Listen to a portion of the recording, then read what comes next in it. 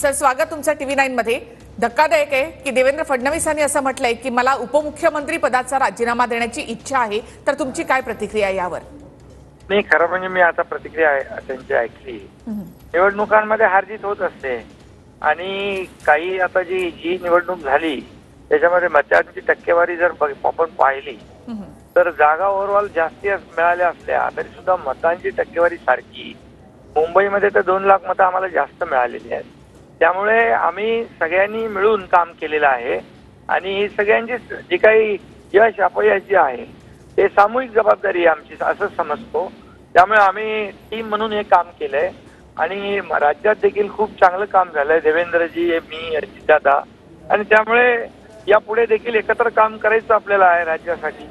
त्यामुळे मला वाटतं आपण एक सामूहिक जबाबदारी आमची आहे।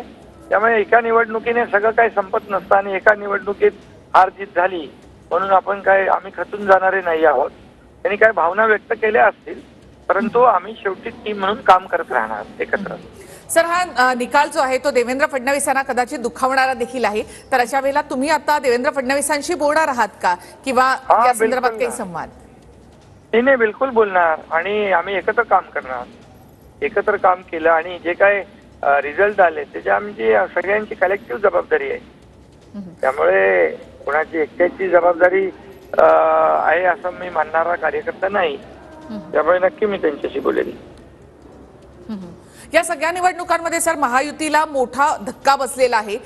ज्या काही जागा तुम्हाला अपेक्षित होत्या तेवढ्या जागा मिळालेल्या नाहीत। नेमकं याचं कारण काय? तुमचं काही विश्लेषण? याचं कारण सगळ्यांना माहीत आहे। संविधान बदलणार, आरक्षण काढणार, तुमचे अधिकार संपणार, हे सगळं दिशाभूल करून एक अपप्रचार करून या ठिकाणी मिळवलेली मतं आहेत। आणि जर समजा त्यामध्ये काही प्रमाणामध्ये त्यांना यश मिळालं आणि याच्यामध्ये आता त्यांचा जेव्हा संभ्रम दूर होईल तेव्हा यांचे खरे चेहरे त्यांना दिसतील, खरे चेहरे त्यांना समजतील। कारण मतांची टक्केवारी जर पाहिली तर मूळ मतदार जो आहे त्यांच्यापासून दुरावलेला मुंबईमध्ये आपल्याला पाहायला मिळतोय। नाहीतर मग जे वोट बँकेचं राजकारण केलं ती मतं आणि ही सगळी मतं मिळून तर 2-2, 3-3 लाखाचा लीड मिळायला पाहिजे होता। ते कमी लीडने निवडून आलेले आहेत। त्यामुळे आज मुंबईतला मराठी माणूस असेल, मुंबईकर असेल, इतर समाजाचा जो कोणी राहणारा रहिवासी असेल, त्यांची मतं जी आहेत ती मतं महायुतीला मिळालेली आहेत असं चित्र आकडेवारीवरून स्पष्ट होत आहे। त्यामुळे काही काळानंतर ज्यांचा काही संभ्रम झालाय त्यांचा संभ्रम दूर होईल आणि यांचे खरे चेहरे देखील त्यांना कळतील।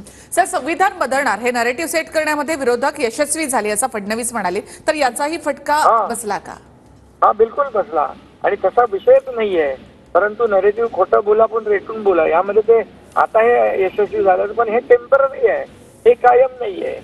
कारण हे कायम आम्ही विकासाचा जो अजेंडा घेऊन निवडणूक लढवली, मोदीजींनी विकासाचा अजेंडा घेऊन निवडणूक लढवली। आज मोदी हटाव, मोदी हटाव, मोदी हटाव, मोदी हराव, मोदी हराव या द्वेषाने पछाडलेले लोक एकत्र आले होते। दुसरीकडे विकासाचा अजेंडा घेऊन पुढे निघालेले मोदीजी होते। काही लोक तर म्हणत होते मोदीजींना तडीपार करा।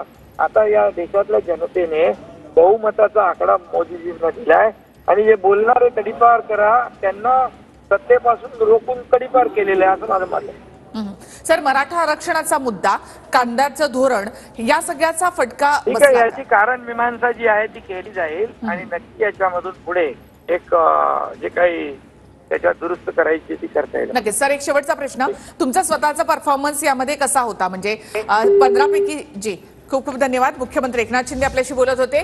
मोदी हटाव नारा देत विरोधक एकत्र आले होते असं मुख्यमंत्री एकनाथ शिंदे यांनी म्हटलेलं आहे। देवेंद्र फडणवीस यांनी जी विनंती त्यांच्या नेतृत्वाला केली आहे की मला उपमुख्यमंत्री पदाचा राजीनामा द्यायचा आहे, तर त्यावर पहिली प्रतिक्रिया आहे मुख्यमंत्री एकनाथ शिंदे यांची।